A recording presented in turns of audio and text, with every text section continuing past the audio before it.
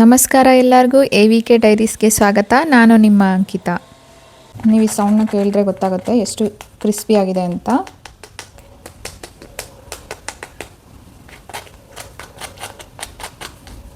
ಚೆನ್ನಾಗಿ ಬಂದಿದೆ ನಿಪ್ಪಟ್ಟು. ಗರಿ ಗರಿಯಾಗಿರೋ ನಿಪ್ಪಟ್ಟನ್ನು ಮಾಡೋದು ಹೇಗೆ ಅಂತ ನೋಡೋಣ ಬನ್ನಿ. ನಿಪ್ಪಟ್ಟನ್ನು ಮಾಡೋದಕ್ಕೆ ನಮಗೆ ಬೇಕಾಗಿರುವಂತಹ ಸಾಮಗ್ರಿಗಳು ಏನು ಅಂತ ಈಗ ಫಸ್ಟ್ ನೋಡ್ಕೊಳ್ಳೋಣ.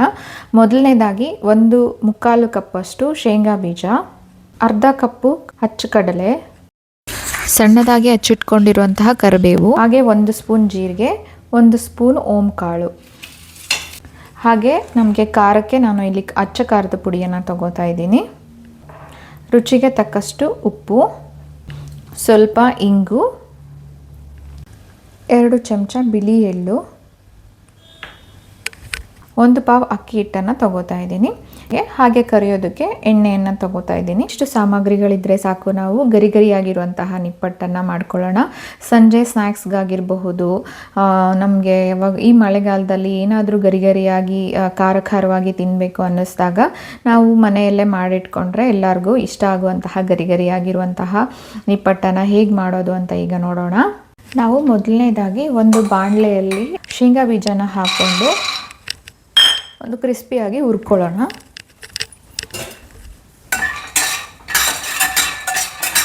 ಈಗ ಈ ಶೇಂಗಾ ಬೀಜ ಹುರಿದಿರೋದು ಸಾಕು ಅನಿಸುತ್ತೆ.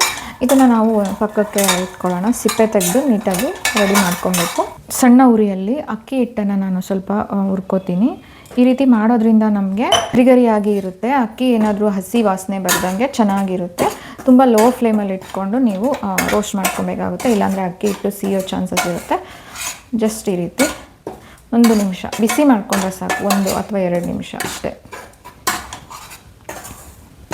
ಫುಲ್ ಲೋ ಫ್ಲೇಮಲ್ಲಿ ಇಟ್ಕೊಳ್ಳಿ, ಇಲ್ಲಾಂದರೆ ಆಫ್ ಮಾಡಿಕೊಂಡು ಅದೇ ಬಿಸಿಯಲ್ಲಿ ಈ ರೀತಿ ಮಾಡಿದ್ರೂ ಸಾಕು. ಹಾಗೆ ನಾನು ಮೊದಲೇ ಹುರಿದಿಟ್ಕೊಂಡಿರುವಂತಹ ಶೇಂಗಾ ಬೀಜನ ಹಾಕೋತಾ ಇದ್ದೀನಿ.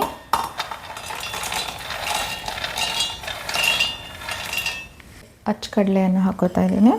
ಸೊ ಇದೆರಡನ್ನು ನಾವು ತರಿಯಾಗಿ ಪುಡಿ ಮಾಡ್ಕೊಬೇಕಾಗುತ್ತೆ. ಹೀಗೆ ನಾನು ತರಿಯಾಗಿ ರುಬ್ಬಿಟ್ಕೊಂಡಿದ್ದೀನಿ ಶೇಂಗಾ ಮತ್ತು ಕಡಲೆಯನ್ನು. ನೀವು ನೋಡಬಹುದು ಇಲ್ಲಿ ಶೇಂಗಾ ಮಧ್ಯದಲ್ಲಿ ಶೇಂಗಾ ಕೂಡ ಇದೆ. ಸೊ ಈ ರೀತಿಯಾಗಿ ಇದ್ದಾಗ ನಮಗೆ ರುಚಿಯಾಗಿ ಇರುತ್ತೆ ತಿಂತಾ ಇದ್ದರೆ ನಿಪ್ಪಟ್ಟು. ನಂತರ ನಾವು ಈಗ ಇದೆಲ್ಲದನ್ನು ನಾವು ಒಂದು ಕಲಿಸ್ಕೊಳ್ಳೋಣ. ಮೊದಲೇ ನಾವು ಫ್ರೈ ಮಾಡ್ಕೊಂಡಿದ್ವಲ್ಲ, ಸ್ವಲ್ಪ ಹುರ್ಕೊಂಡಿದ್ವಲ್ಲ, ಆ ಅಕ್ಕಿ ಹಿಟ್ಟನ್ನು ಹಾಕೋತಾ ಇದ್ದೀನಿ. ಸ್ವಲ್ಪ ಸಣ್ಣದಾಗಿ ಹಚ್ಚಿಟ್ಕೊಂಡಿರುವಂತಹ ಕರಿಬೇವು, ಓಂ ಕಾಳು, ಜೀರಿಗೆ, ಖಾರದ ಪುಡಿ ನಾವು ನೋಡಿಕೊಂಡು ಹಾಕೊಳ್ಳೋಣ. ಬೇಕು ಅಂದರೆ ಮತ್ತೆ ಸ್ವಲ್ಪ ಹಾಕೊಬಹುದು. ಹಾಗೆ ಬಿಳಿ ಎಳ್ಳು,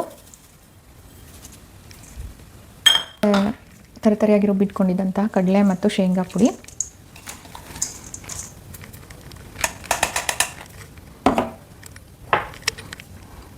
ನಮಗೆ ರುಚಿಗೆ ಎಷ್ಟು ಬೇಕೋ ಅಷ್ಟು ಉಪ್ಪು. ನಾನೀಗ ಸ್ವಲ್ಪ 1 ಸ್ಪೂನಷ್ಟು ಹಾಕೋತಾ ಇದ್ದೀನಿ.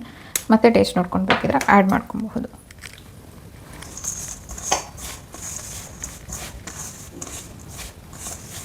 ನೋಡಿ, ಹೀಗೆ ನಾನು ಕಲಸಿಟ್ಕೊಂಡಿದ್ದೀನಿ. ಈ ನಿಪ್ಪಟ್ಟಿನ ಹಿಟ್ಟು ಈ ರೀತಿ ರೆಡಿಯಾಗಿದೆ. ಇದನ್ನು ನಾವು ಚಿಕ್ಕ ಚಿಕ್ಕ ಉಂಡೆಗಳನ್ನಾಗಿ ಮಾಡಿಕೊಂಡು ನೀಟಾಗಿ ಅದನ್ನು ನಂತರ ನಾವು ತಟ್ಕೊಬೇಕಾಗುತ್ತೆ. ಈ ರೀತಿ ಒಂದು ಇಷ್ಟು ಒಂದು ಉಂಡೆ ಮಾಡಿಕೊಂಡು ಅದನ್ನು ಒಂದು ಚೂರು ಎಣ್ಣೆ ಸವರಿ ಈ ಥರ ಪೇಪರ್ ಮೇಲೆ ಒಂದು ಚೂರು ಎಣ್ಣೆಯನ್ನು ಸವರ್ಕೊಂಡು ಈ ರೀತಿಯಾಗಿ ಮಾಡಿಕೊಂಡು ಒಂದೇ ಒಂದು ರೌಂಡ್ ಈ ರೀತಿ 2-3 ಕಡೆ ಉಜ್ಕೊಂಡ್ರೆ ಸಾಕು ನಮಗೆ. ನೋಡಿ,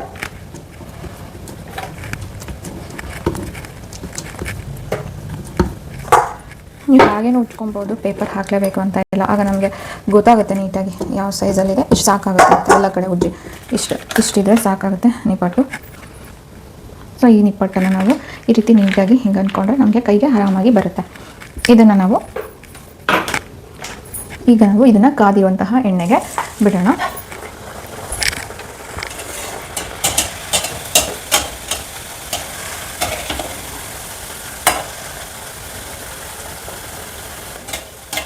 ಇದರ ಮೇಲೆ ಸ್ವಲ್ಪ ಎಣ್ಣೆಯನ್ನು ಹಾಕ್ತಾ ಇರಿ. 2 ಕಡೆ ಚೆನ್ನಾಗಿ ಫ್ರೈ ಆಗುತ್ತೆ. ಇದು ಕಡೆ ಬೆಂದ ಮೇಲೆ ಮತ್ತೆ ಇನ್ನೊಂದು ಕಡೆ ತಿರುಗಿಸಿ ಹಾಕಿದ್ರೆ ನಮಗೆ ಗರಿಯಾಗಿರುವಂತಹ ನಿಪ್ಪಟ್ಟು ರೆಡಿ ಆಗುತ್ತೆ. ನೋಡಿ, ಹೀಗೆ ಬಂದಿದೆ, ಇದು ರೆಡಿ ಆಗಿದೆ. ಇದೇ ಥರ ಮಿಕ್ಕಿದೆ ಎಲ್ಲ ಹಿಟ್ಟಿನ ನಿಪ್ಪಟ್ಟನ್ನು ಮಾಡ್ಕೊಳ್ಳೋಣ ಒಂದೇ ಸಲ. ಹೀಗೆ ಬಂದಿದೆ ನೋಡಿ. ಮುರಿದ್ರೆ ನಿಮಗೆ ಸೌಂಡ್ ಕೇಳಿಸ್ತಾ ಇರುತ್ತೆ. ಕ್ರಿಸ್ಪಿಯಾಗಿದೆ, ಟೇಸ್ಟು ಕೂಡ ಚೆನ್ನಾಗಿ ಬಂದಿದೆ. ನೀವು ಕೂಡ ಈ ಕ್ರಿಸ್ಪಿ ನಿಪ್ಪಟ್ಟನ್ನು ಮನೆಯಲ್ಲಿ ಟ್ರೈ ಮಾಡಿ ಹೇಗೆ ಬಂತು ಅಂತ ಕಮೆಂಟ್ ಮಾಡಿ ತಿಳಿಸಿ.